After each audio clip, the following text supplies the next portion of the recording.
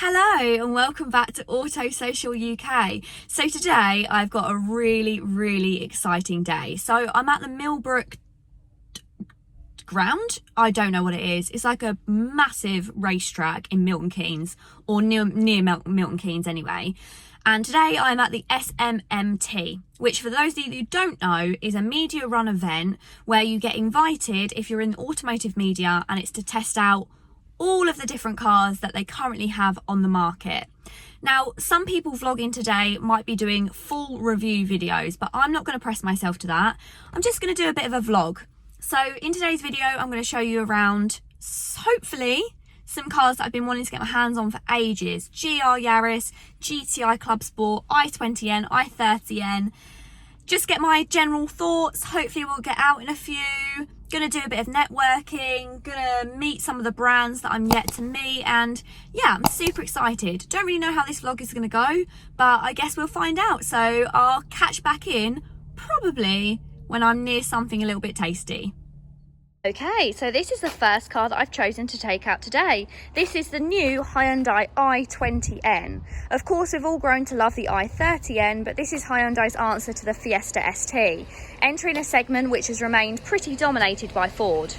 This is my first time actually trying an N car, and first of all, I absolutely love the styling. Finished in the very recognisable performance blue, and it's got the cherry red decals. It's actually dropped by 10mm over the standard car and comes with those stunning looking 18-inch wheels as standard. Lots of sharp lines and edges, but let's take a look inside. So straight away, the first thing I can spot is those blue end paddles on the steering wheel. This is actually a manual, so those paddles are to adjust the driving modes, I believe. There's also a great big rev button. Everybody loves a big red button, right? Everywhere the styling is pretty subtle, but I actually really like it. The flashes of blue look pretty smart. Buzzing that it's a manual, the only way a pocket rocket should be in my eyes. But yeah, very excited to get out in this. Let's get going. Ready?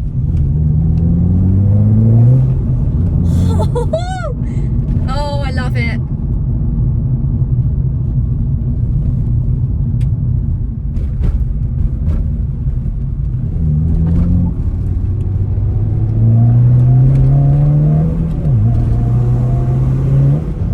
So, unlike the Fiesta, the Hyundai gets 4 cylinders instead of 3 for its turbocharged engine, but near identical power and torque outputs to the Ford at 201 brake horsepower and 203 pound-feet of torque, and that's all sent through the front wheels via a 6-speed manual gearbox and a standard limited slip differential.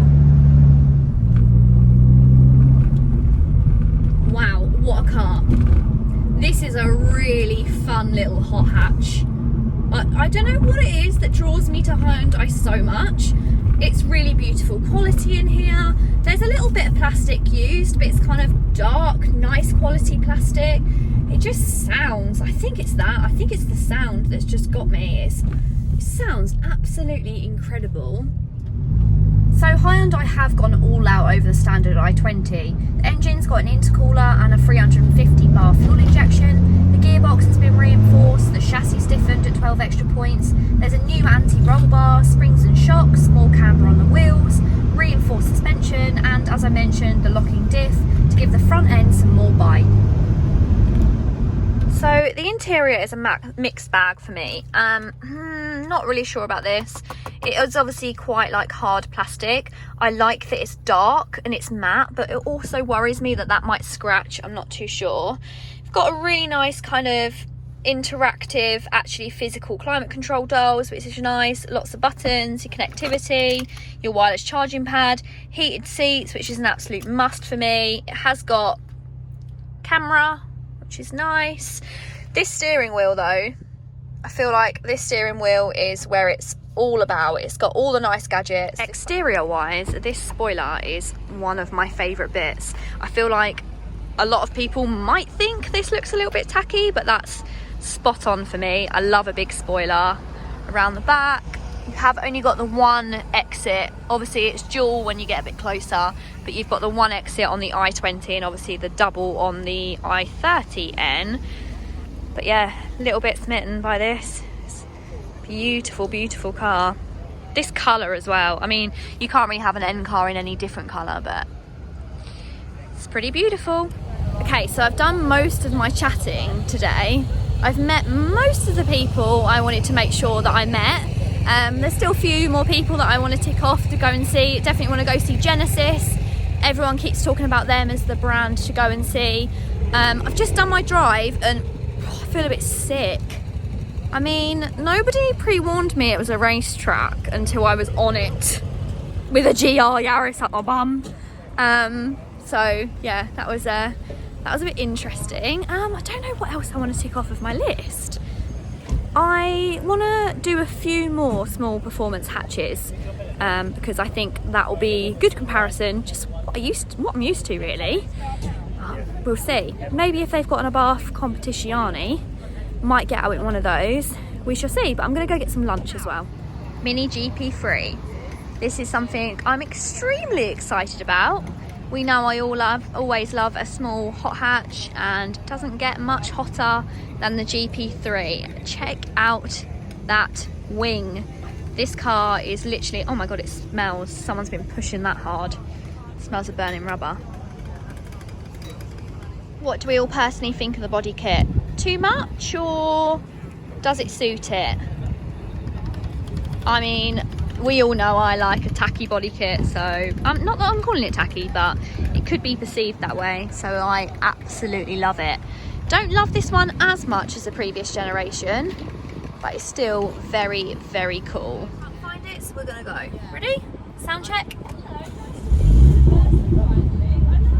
Got a few pops and bangs. That's what we like to hear.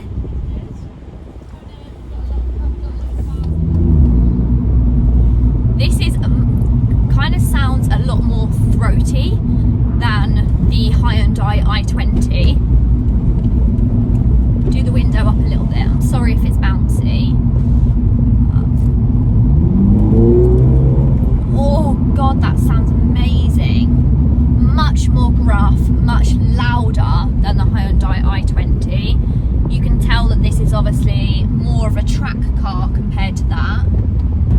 It's much firmer. I mean, it is expected to be firmer, but it's far firmer than the Hyundai i20N. Oh god. Let's do that up. I don't actually like the driving position as much as I did in the Hyundai. The latest GP uses a 2-litre 4-cylinder turbocharged engine, developing 302 brake horsepower and 450 newton meters of torque. The GP is front-wheel drive only and comes with an 8-speed automatic gearbox. There's a bit of lag, around 2,500 RPM, but beyond that point the engine is pretty relentless all the way through the mid-range and right up to its limiter. But it does feel planted. I don't know, I just feel a little bit more nervous in this car. Obviously it's got a lot more power, but it's just got that BMW play about it that means that it's just feels like I could lose it. Of course I'm not going to, because I'm going to drive very sensibly, but it does have that kind of spirited feel about it. Perhaps a bit too much power for me. I like something that I can push hard, but I know that I can also control at the same time. So perhaps the GP is just a little bit too much of a monster for me. But so just before the next person gets into it that's been patiently waiting, let's talk about the interior. I feel like they could have gotten away with stripping it back a little bit more. Do like this, but I mean, that would have been very nice in a carbon instead of a plastic. I don't know, it just feels a little bit too much like a regular Mini.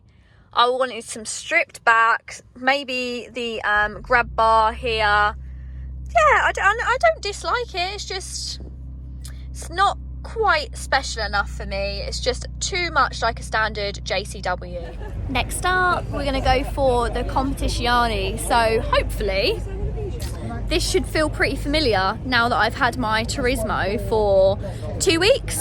Not even 2 weeks. Oh my god, I haven't even had it a week. But I've gone far in it. So I'm going to take the blue, this frozen blue Competition. But first of all, let's have a little walk round. So let's start with the fact that this blue is absolutely stunning. How amazing does this look? This, do you know what? I always thought I really liked the green, but now I've seen this frozen blue, I'm actually quite obsessed with it. The wheels, not for me as much. I definitely prefer the kind of wheels on this one. Obviously, because this is the Competition, it comes with the Record Monza twin exhaust. And you know, you guys have heard what my car sounds like, so let's turn this one on and see how we get on in this. All right, are we ready?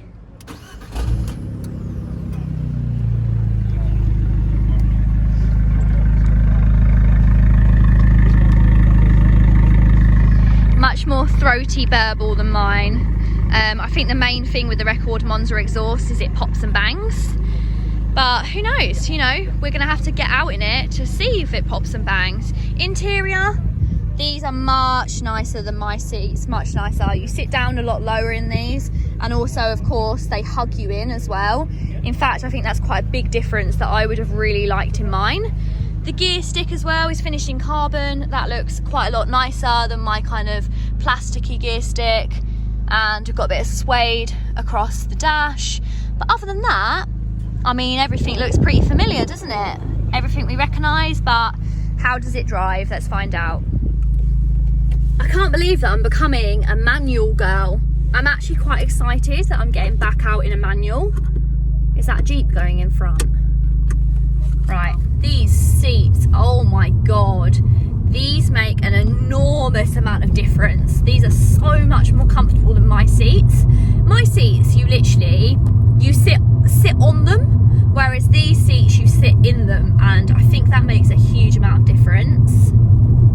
Can I feel the difference in power? So this car has 180 horsepower, so it's got 15 more than mine. But I'm not sure whether we're going to be able to feel the difference, but let's find out.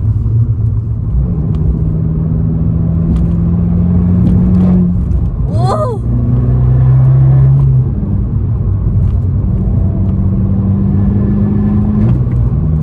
That's nice. That sound on the gear change. See whether we can hear it if I put the window down.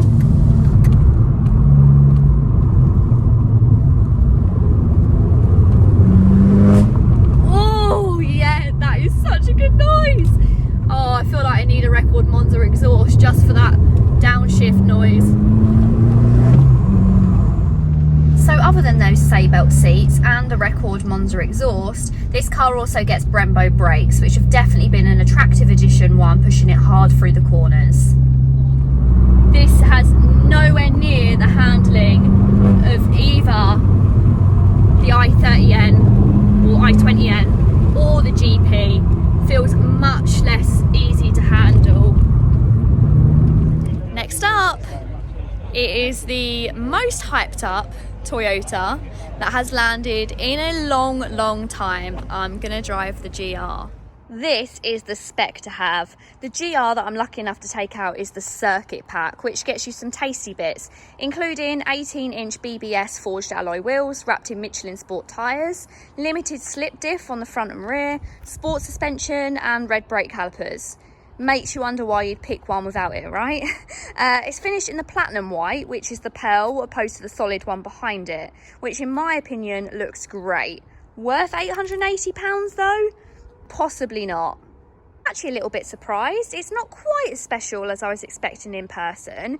You can tell why a lot of people choose to modify these cars to have even more road presence. So the flared wheel arches are great though, and it does have a great stance on the road. It could definitely do with a bigger spoiler though, could it not? Or is that just me?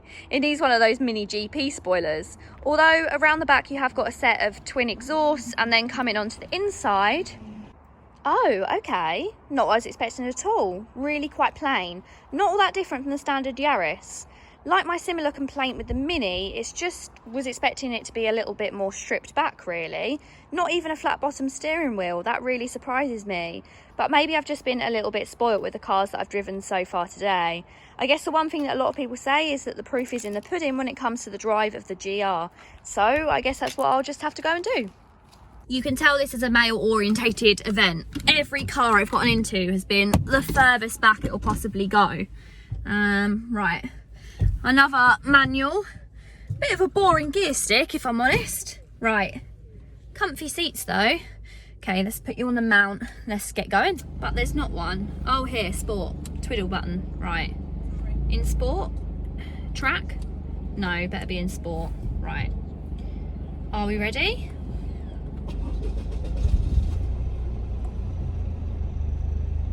Am I in the right car? Is this a GR Yaris?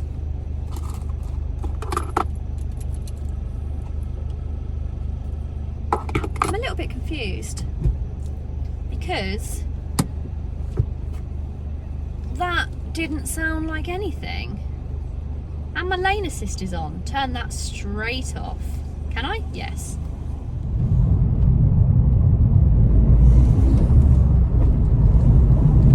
Got some turbo noise.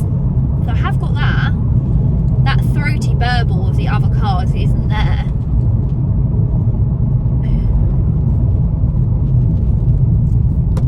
Does feel quite planted. I mean, I get that's its low centre of gravity. The GR's got 261 brake horsepower and 266 pound-feet of torque. The 1.6 litre engine of the GR is actually the world's most powerful 3-cylinder. What am I going to do it? Oh, completely sticks to the road. Wow, really? Woo! Oh, tight corner. Can't believe they let you do this track without having any track training. It definitely should be.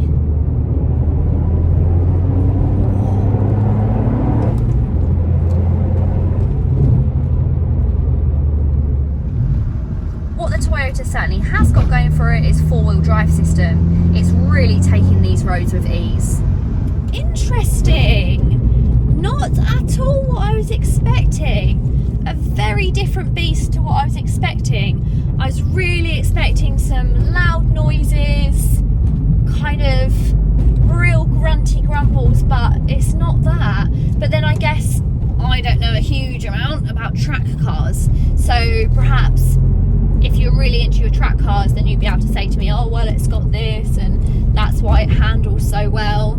I don't know, when you've got a car that's so hyped up, just wasn't expecting it to feel so tame. I mean, the steering is a lot more precise than when it comes to the Abarth, but I was just a bit disappointed with the interior, really.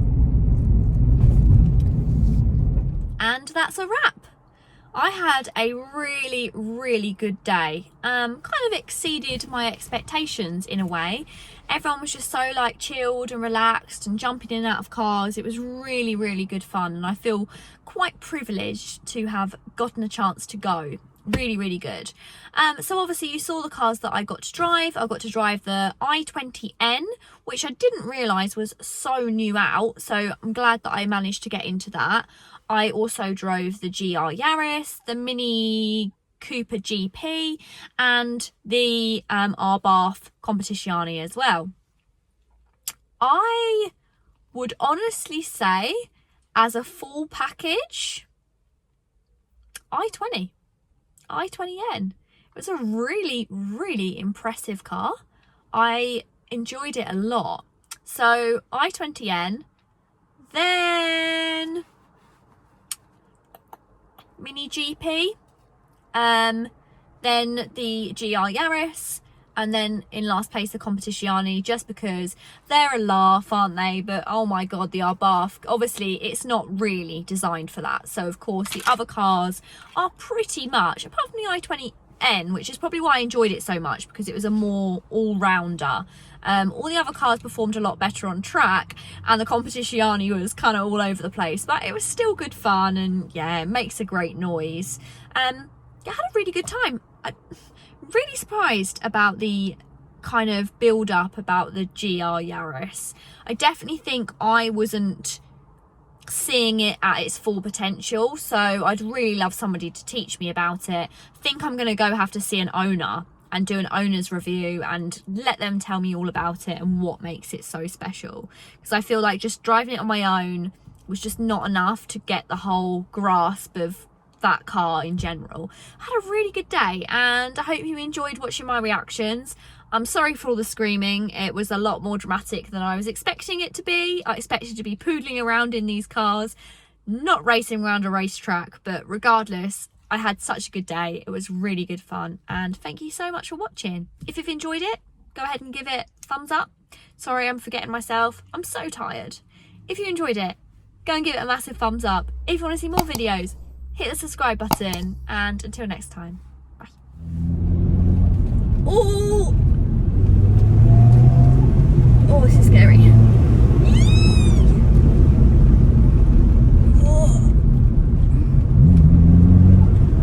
Oh my goodness, what the fuck? Oh, I feel like this video is going to be 20 minutes of me being scared shitless. Ah!